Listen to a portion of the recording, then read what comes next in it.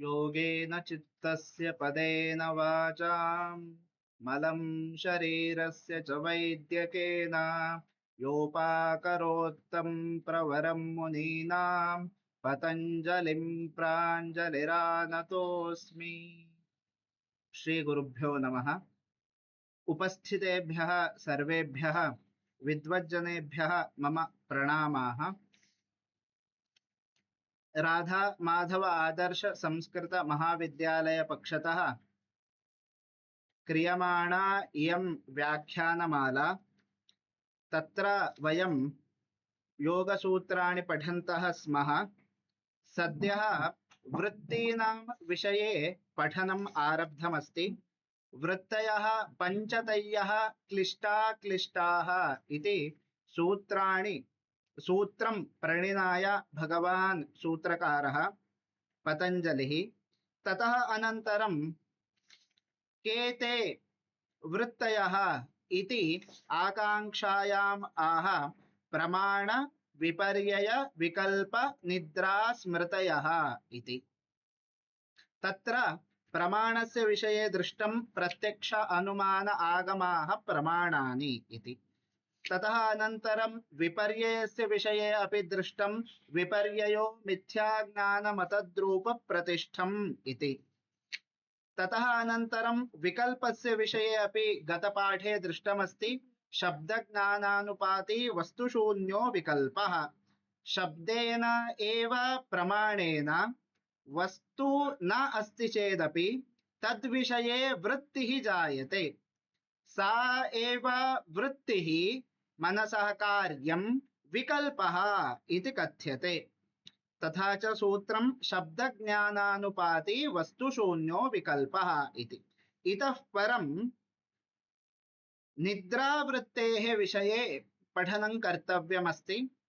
निद्रायाः विषये एवम् आह भगवान् सूत्रकारः अभाव प्रत्ययालंबना वृत्तिः निद्रा इति।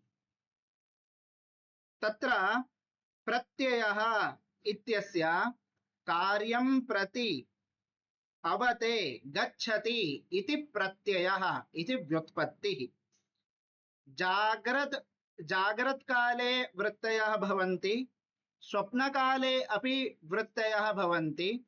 जाग्रत् स्वप्न वृत्तीनाम् अभावः अत्र अभावपदेन विवक्षितः। तादृश अभावं प्रति हेतुः भवति तमः। तथा च जाग्रत् स्वप्न वृत्तीनाम् अभावे हेतुः तमः। तादृश तमः आलम्बनं विषयः यस्याः वृत्तेः सा वृत्तिः निद्रावृत्तिः इति कथ्यते।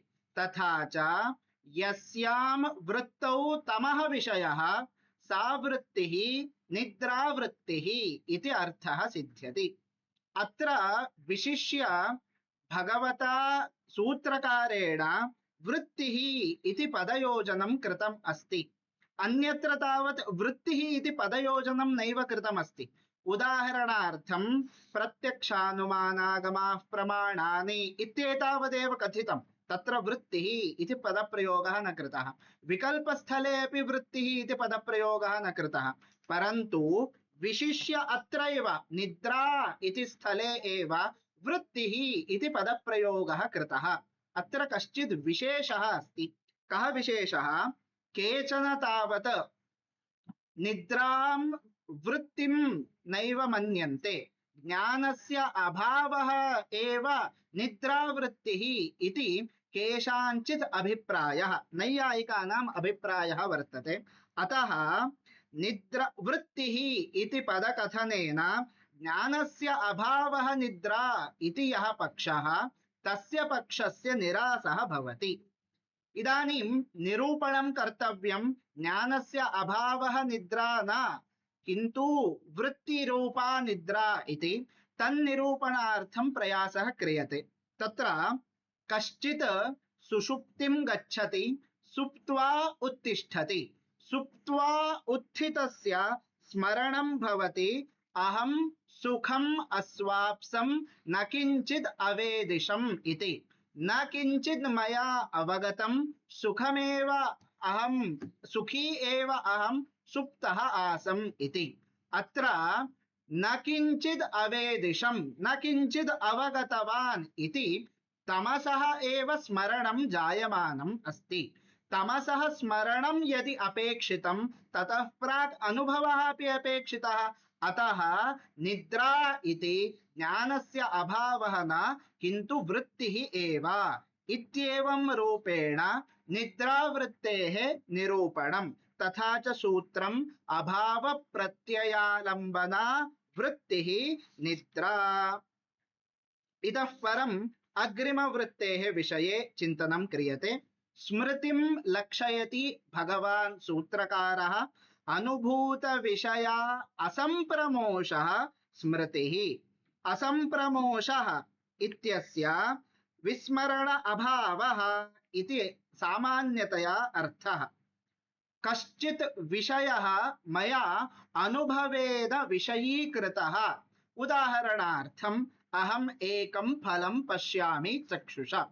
चक्षुषा विषयीकृतः विषयः फलम्।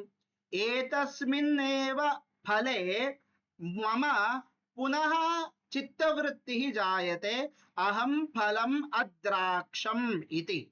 तत्र विस्मरणं नास्ति, असंप्रमोषः वर्तते, संप्रमोषः नास्ति। इयं या वृत्तिः वर्तते अनुभूत विषये एव पुनः या वृत्तिः जायते मया पूर्वम् इदं दृष्टम् इत्यादि आकारिका सा वृत्तिः एव अस्मिन् शास्त्रे स्मृतिः इति पदेन कथ्यते। इदानीम् अत्र एकम् उदाहरणं वदामि तदा स्पष्टः भवति अर्थः। कश्चित् पिता वर्तते, तस्य पितुः काचित् सम्पत् वर्तते। सा सम्पत् गच्छति पुत्रं प्रति, अन्यं प्रति नैव गच्छति। एवमेव अनुभवे कश्चित् विषयीकृतः अंशः। उदाहरणे अस्माकम् उदाहरणे फलम् इति विषयः। तदेव फलम् इतः परम् अग्रे विषयः भवति। कुत्र? स्मरणे विषयो भवति। विशिष्य अनुभवोऽपि स्मरणे विषयः भवति इति विशेषो वर्तते। तथा च अनुभूते विषये पुनः या वृत्तिः सा स्मृतिः इति अर्थः सिद्ध्यति। तथा च सूत्रम् एवं अनुभूत विषया असंप्रमोषः स्मृतिः इति। एतावत् पर्यन्तं सर्वासां वृत्तीनां विषये निरूपणं जातम्। प्रत्यक्षानुमानागमाः प्रमाणानि इत्यारभ्य एतत् सूत्रपर्यन्तम् अनुभूत विषया संप्रमोष स्मृतिः इति सूत्रपर्यन्तं पञ्चवृत्तीनां निरूपणं कृतं भगवता पतञ्जलिना। इतः परम् एतासां वृत्तीनां निरोधं प्रति उपायः कः इति निरूपयति भगवान् सूत्रकारः। ग्रन्थः कथं प्रवृत्तः इति अवगन्तव्यम्। प्रथमं योगः आरभ्यते इति उक्तं, ततः अनन्तरं योगस्य लक्षणम् उक्तं, ततः अनन्तरं वृत्तीनां विषये उक्तं। वृत्तिनिरोधः अवगन्तव्यश्चेत् वृत्तेः विषये अवगन्तव्यम्। वृत्तिनिरोधः फलं योगः, तत्प्रति साधनं किम् इति विवक्षायाम् आह भगवान् सूत्रकारः अभ्यास वैराग्याभ्यां तन्निरोधः इति। एतासां निरूपितानां वृत्तीनां निरोधं प्रति उपायः भवति अभ्यासः तथा वैराग्यम्। इदानीम् अस्माकं स्थितिः का अस्ति इति प्रथमं द्रष्टव्यम्। सर्वस्य जन्तोः स्वभावतः चित्तवृत्तयः विषयेषु प्रवृत्ताः सन्ति। कदाचित् प्रत्यक्षेण प्रमाणेन कश्चिद् विषयः अवगम्यते, कदाचित् शब्देन प्रमाणेन कश्चिद् विषयः अवगम्यते, कदाचित् अन्येन केनचित् कश्चिद् विषयः अवगम्यते। तथा च सर्वदा चित्तं विषयेषु प्रवर्तमानं वर्तते। विषयेषु प्रवर्तमानं संसारसागरे एव अभिमुखम् अस्ति, संसारसागरात् बहिः न आगच्छदस्ति। इतः परं चित्तवृत्तीनां यः प्रवाहः वर्तते तस्य प्रवाहस्य निरोधः कर्तव्यः। निरोधार्थम् उपायः उक्तः अभ्यासः तथा वैराग्यम् इति। अभ्यासस्य स्वरूपं वैराग्यस्य स्वरूपम् अग्रे वदति भाष्यकारः। सद्यः तु अभ्यास वैराग्याभ्यां चित्तवृत्तीनां निरोधः संभवति इति एतावन्मात्रं कथयति। तथा च सूत्रम् अभ्यास वैराग्याभ्यां तन्निरोधः, तत् इति पदस्य अभ्यास वैराग्याभ्यां चित्तवृत्तीनां निरोधः इति अर्थः। तत् इति पदस्य चित्तवृत्तयः इति अर्थः। तथा च चित्तवृत्तीनां निरोधः अभ्यास वैराग्याभ्यां भवति इति अर्थः सिद्ध्यति। एवं अभ्यास वैराग्याभ्यां तन्निरोधः इति सूत्रस्य व्याख्यानं जातम्। अग्रिमेण सूत्रेण अभ्यासस्य स्वरूपं कथयति। सूत्रम् एवं वर्तते, तत्र स्थितौ यत्नोऽभ्यासः इति। तत्र इति पदस्य तयोर्मध्ये इति अर्थः। अभ्यास वैराग्ययोः मध्ये इति अन्ततो गत्वा सिद्ध्यति अर्थः। तत्र तयोः मध्ये, अभ्यास वैराग्ययोः मध्ये स्थितिः इति पदं द्वितीयं वर्तते। स्थितिः इति शब्दस्य रजस्तमो वृत्तिशून्यस्य चित्तस्य एकाग्रता एव स्थितिः इति पदेन कथ्यते। रजोवृत्तयः तमोवृत्तयः वर्तन्ते। आलस्यं यदा चित्ते अधिकं भवति तदानीं तमोगुणः अधिकः अस्ति इति। इतस्ततः मनः भ्रमति, चाञ्चल्यम् अधिकमस्ति, प्रवृत्तिः अन्यत्र अन्यत्र वर्तते, तदानीं रजोगुणः अधिकः अस्ति इति। यदा रजोगुणः अपि न भवति, तमोगुणोऽपि न भवति, तदानीं चित्तस्य सत्वगुण प्राबल्यात् एकाग्रता सिद्ध्यति। सा एकाग्रता एव स्थितिः इति पदेन कथ्यते। इतः परं पुनः पुनः स्थितिः इति पदम् आयाति, तद् मनसि स्थापनीयं। रजस्तमो वृत्तिशून्यस्य चित्तस्य एकाग्रता स्थितिः इति पदेन कथ्यते। तत्र स्थितौ इति सप्तमे प्रयोगः। तस्यां स्थितौ प्राप्तव्यायां यानि साधनानि वर्तन्ते। स्थितिप्राप्तौ साधनानि यमादीनि अग्रे निरूप्यन्ते। अष्टाङ्गयोगः इति प्रसिद्धं। तत्र यमः नियमः इत्यादीनां निरूपणं क्रियते। पञ्चयमाः पञ्चनियमाः अग्रे भगवता पतञ्जलिना निरूप्यन्ते।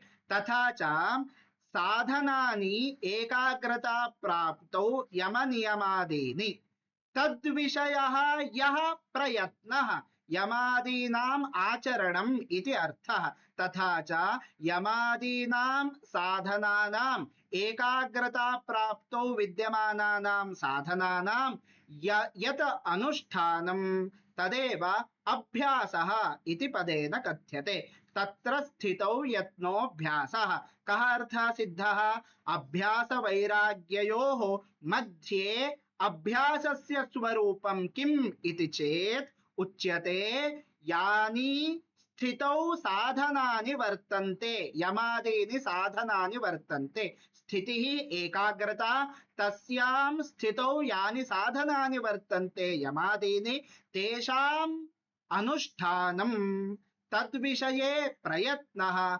अभ्यासः इति कथ्यते। तथा च एतावत्पर्यन्तम् अस्माभिः सर्वाः वृत्तयः दृष्टाः।